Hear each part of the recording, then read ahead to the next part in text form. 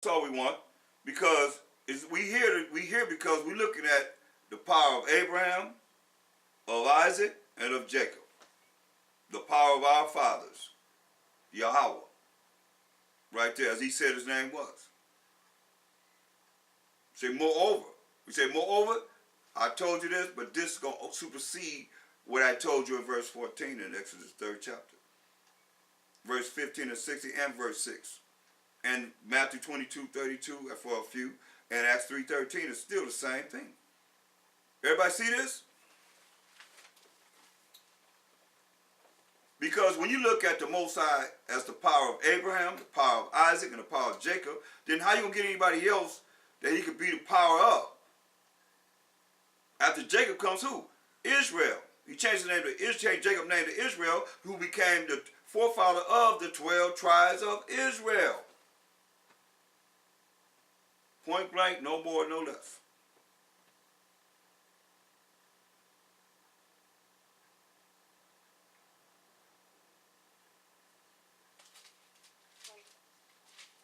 Yes. Why did he refer to the Holy Spirit? He's the Holy Spirit, right? I haven't read nothing about the Holy Spirit. What are you talking about? I didn't read nothing about the Holy Spirit. You refer to him as the Holy Spirit, or it is said the Holy Spirit, the Father, and the Son. But he is the Holy Spirit, right? I don't know. I haven't said anything about the Holy Spirit at all tonight. No, but I know, but I just always wondered that. Well, those questions that you have outside of the lesson, you can ask me at any time. But I don't want to go off the subject matter of what we're dealing with. But you can, write down your questions that you have outside from what we're dealing with here, and I can answer those anytime. You know what I mean? But right now I wasn't dealing with that, because that's going off into something different. That's not what we're dealing with here. We're just dealing with the fact of what we're reading here. The Most High is the power of Abraham, Isaac, and Jacob. That's what he told Moses to go tell the children of Israel who he was. That's his name forever and a memorial to all generations. We're in generation right now. So he still is the power of Abraham, Isaac, and Jacob. Now that's a whole nother lesson, point blank, when you start going through the Holy Spirit and all that. Because it is here. Okay. You just read about it when it said the angel or the spirit. That's who dealt with us. And that's who always dealt with us. The spirit or the angel. That's why I went to Psalms 104 and 4. It said he make his angels spirits, ministers of flaming fire. So I defined the fire, which is the word of the Most High. So the spirit gonna bring, or their minister, what does the minister do? He bring the word of the Most High. So the Holy Spirit gonna bring the word of the Most High. So it's here. I mean, that's who's dealing with Moses. The Spirit. Or the angel. Whether you say Holy Spirit or Holy Angel, what's the difference? It's the same. It's the same. But I'll go into a lesson just on that. Get more understanding and clarity on that. But let's continue to read this, because right now we mainly trying to go through what happened in Egypt and all the things, so we can, pre-Passover lessons, so we can know pretty much what happened in going through these scriptures and seeing what happened to us pertaining to the Exodus and before. Read. Where? Exodus 3rd chapter.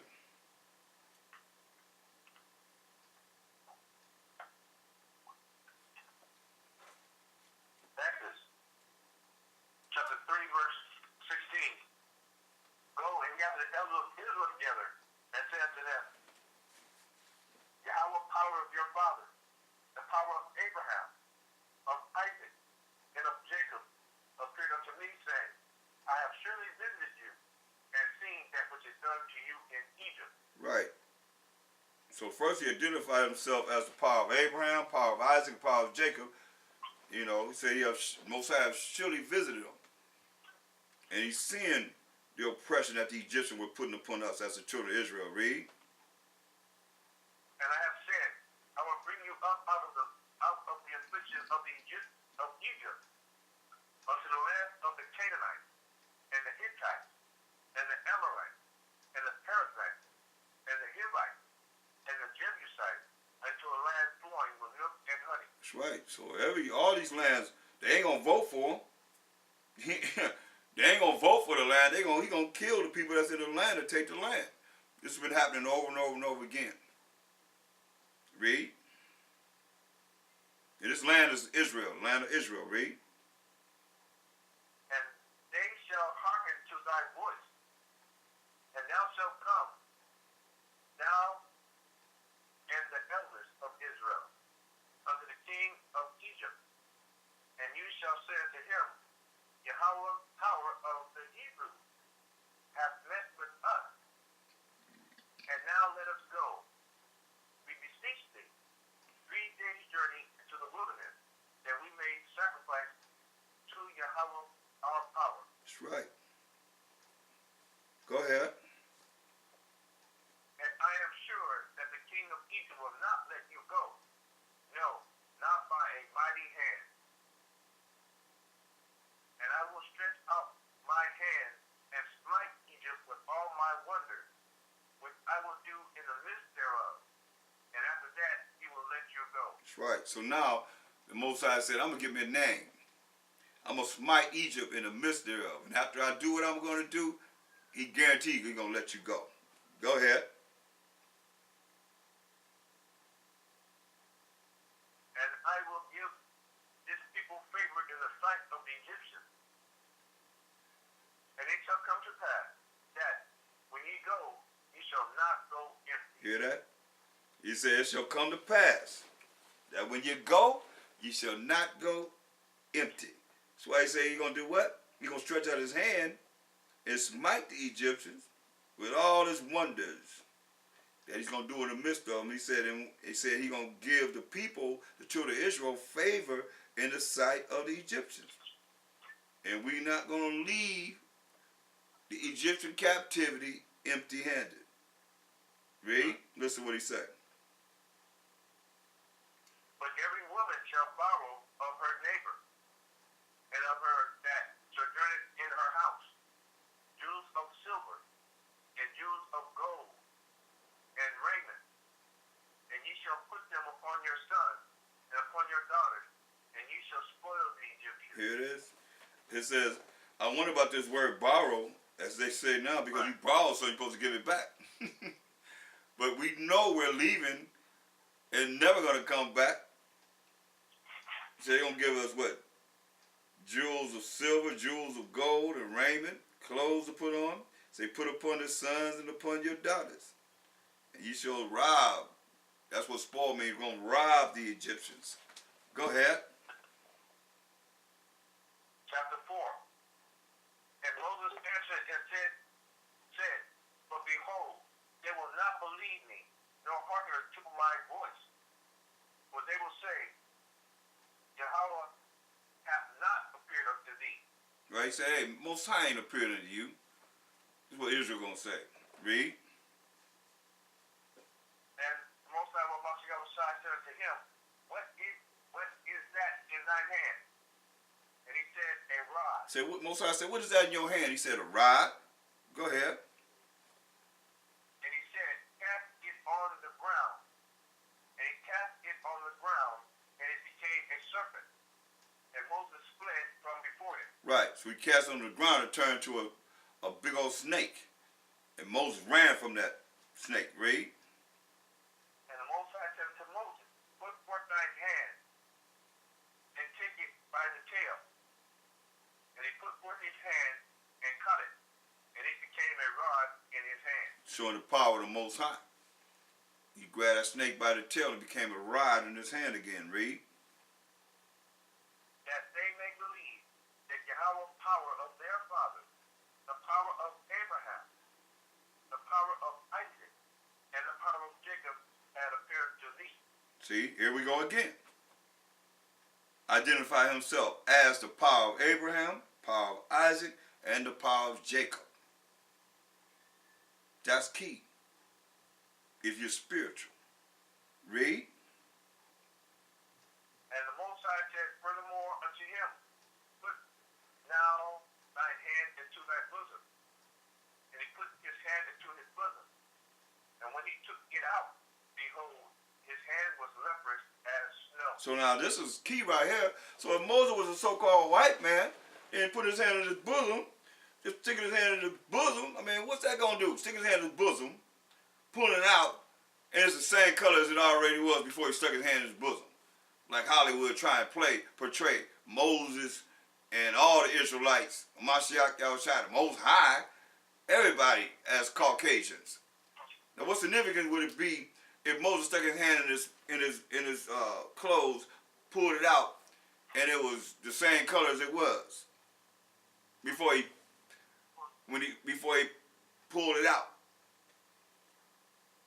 If it was already leprous, so-called white, as they like to call themselves, then you know that he was a brother. Dark-skinned hand, dark hand, put it into his bosom, pulled it out, and it came out white, just like the palm of your hand, the bottom of your feet. For you, the Israelites that got pigment and melanin color, you know, because that's a different color. That's leprous. Go ahead.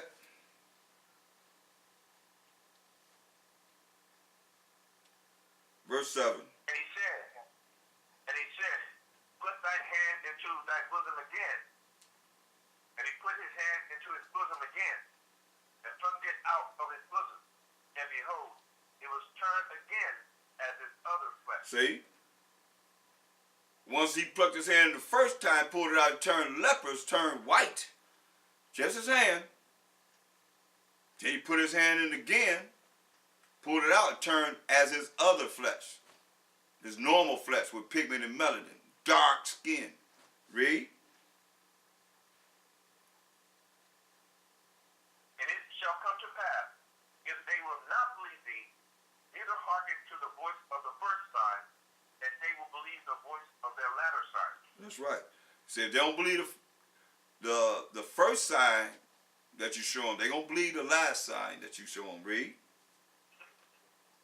And it shall come to pass, if they will not believe also these two signs, neither hearken unto thy voice, that thou shalt take of the water of the river, and pour it upon the dry land, and the water which thou takest out of the river shall become blood upon the dry land. So he let you know. He's going to bring blood from the river to the dry land. Read. And Moses said unto Thaahwam, O my power, I am not eloquent, neither heretofore, nor since thou hast spoken unto thy servant, but I am slow of speech, and of a slow tongue. Then you know that he could stutter. You know, he was slow of speech and slow of tongue. I mean, he could, you know, some people stutter. I think slow of tongue, stutter. Go ahead. And the Most High said unto him, Who hath made man's mouth? Or who maketh the dumb, or deaf, or the seeing, or the blind? Have not I, Yahweh? Now therefore go, and I will be with thy mouth, and teach thee what thou shalt say. He said, O my power, send I pray thee by the hand of him whom thou wilt send. And the anger of the Most High was kindled against Moses. And he said, Is not Aaron the Levite thy brother? I know that he can speak well, and also, behold, he cometh forth to meet thee. And when he sees thee, he will be glad in his heart. See that? What Moses do? Moses trying to come up with excuses. Moses trying to come up with excuses not to do it. Moses had something for you. He got angry with him. He said, hey, man, Aaron is eloquent in speech. I'm going to let Aaron be your mouthpiece. You still going to be my boy, though. You still going to do what I want you to do. Point blank. You the man I want to do this job. Read. And thou shalt speak unto him and put words in his mouth. And I will be with thy mouth and with his mouth, and will teach you what ye shall do. That's right. Most I say you're going to be right with him Mashiach Yahushua and the Spirit. Read. And he shall be thy spokesman unto the people, and he shall be, even he shall be to thee instead of a mouth, and thou shalt be to him instead of the Most High, Mashiach Yahushua. That's right. Go ahead, put it in that order. Go ahead. And thou shalt take this rod in thine hand, wherewith thou shalt do signs. And Moses went and returned to Jethro his father-in-law, and said unto him, let me go, I pray thee, and return unto my brethren which are in Egypt, and see whether they be yet alive.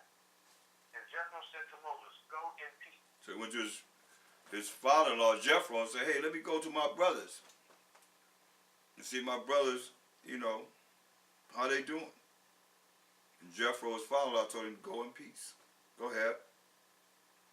And the Most High said unto Moses in Midian, go, return into Egypt, for all the men are dead which sought thy life.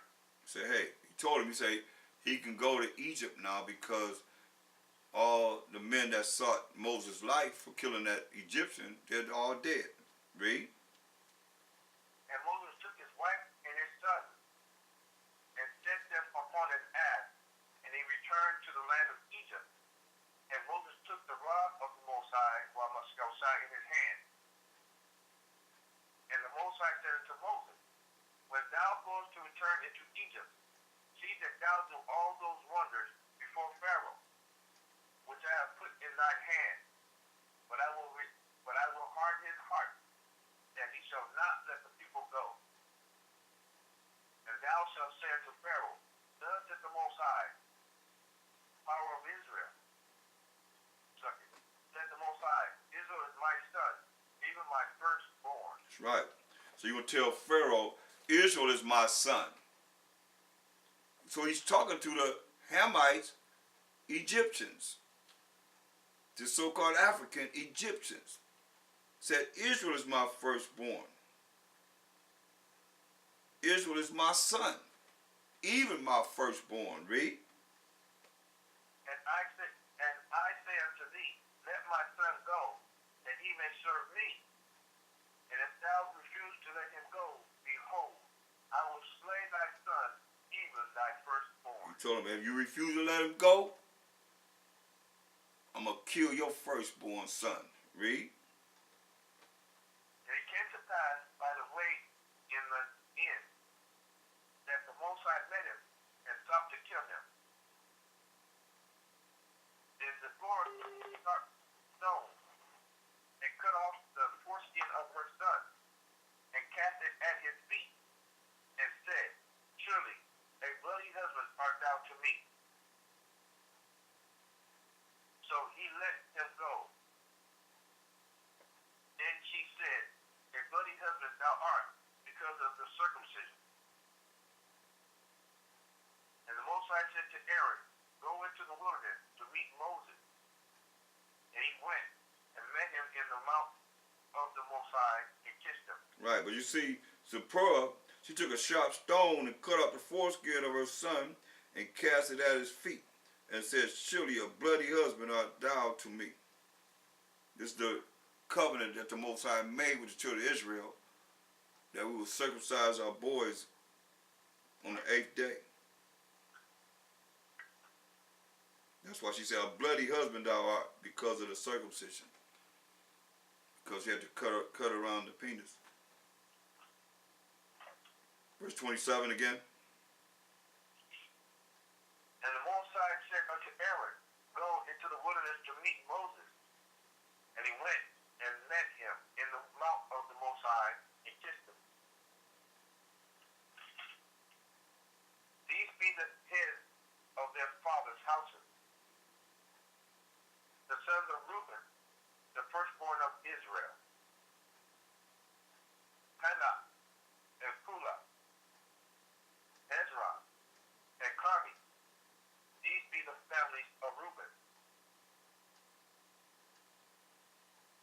of Simeon, Jemuel, and Jamin, and Ohad, and Jachim, and Zohar. Where you at? No, Where are you reading from? okay. So I guess I'm going to 2 pages. So Where you reading at? Hold on. Come on, Hey. So I guess Exodus chapter 4:28. And Moses told Aaron all the words of the Most High who had sent him, and all the signs which he had commanded him. And Moses and Aaron went and gathered together all the elders of the children of Israel. And Aaron spake all the words which the Most High had spoken unto Moses, and did the signs in the sight of the people. Right, so Aaron is the mouthpiece of Moses. But Aaron spoke the words that Moses told him to speak to the children of Israel. Read. And the people believed, and when they heard that the Most High had visited the children of Israel, and that he had looked upon their affliction, then they bowed their heads and worshipped. That's right. So once they realized that the Most High, the power of Abraham, Isaac, and Jacob, had looked down and seen our affliction, they bowed their heads and worshiped the Most High. So we're going to stop right there. Are there any questions of what we went over so far? We're going to continue this to get more understanding on what we went through in Egypt leading up to our Passover that we're going to have on the 12th of next month, or the first month, because we're starting the first day tomorrow evening, which will be the new moon feast, and I hope you'll be able to join us.